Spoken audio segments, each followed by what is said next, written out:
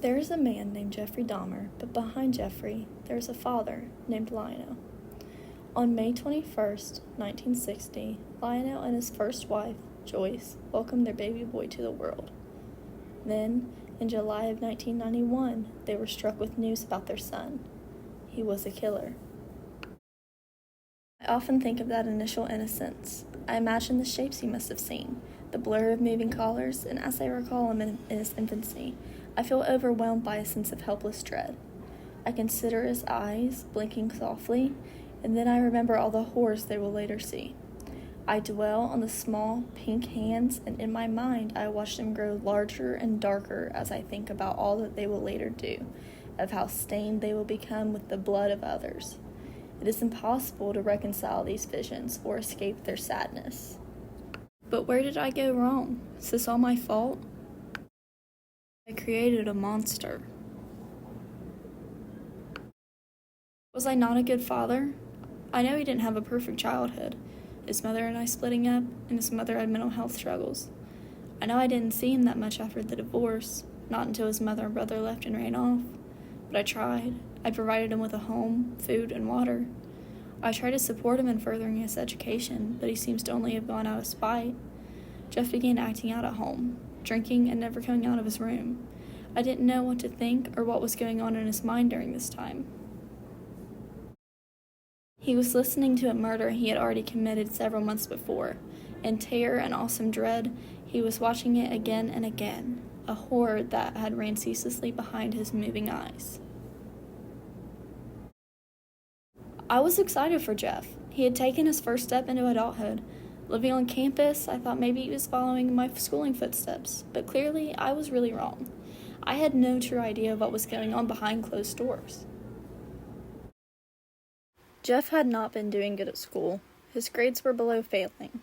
I gave him two options, to get a job or join the armed forces. I hoped that my son would find some sort of stability in his life, but I knew his options were limited. Jeff's friends from college had also warned me about his drinking problem. I tried to help by telling him no and that he would not be allowed home until he stopped. In January of 1979, Jeff was off and in the Army. I was so proud of the man he seemed to have turned into while he was gone. He was totally different, living on his own, doing small acts of kindness, hanging out with the family.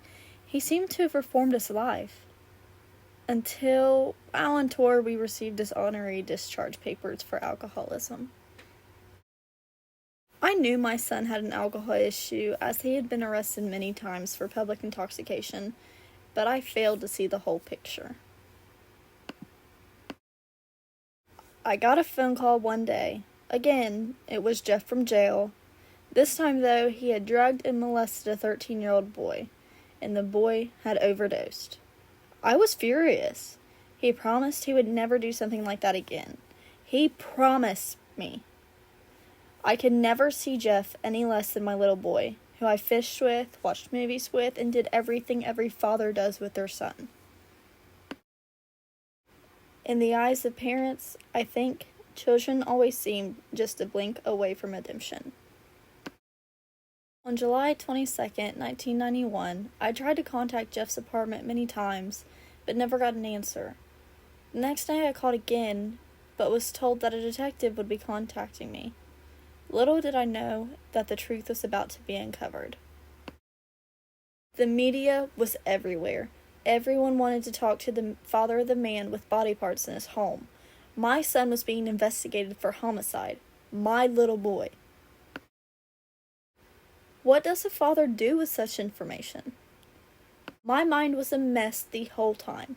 I had no idea how to handle my emotions and get an understanding of how my little boy could have done this. Jeff had hit bottom as a son, absolute bottom, and I could feel that he was taking me down with him, dragging me into the utter chaos that he had made of his life, and doing it publicly. I couldn't help but think of how this was affecting my life, dragging my personal life into the public, but I also couldn't help but wonder how my son was capable of such a crime. Was it all my fault? To hear the rest of the story and thoughts behind Lionel Dahmer, read A Father's Story. an emotional and intriguing book based on a true story.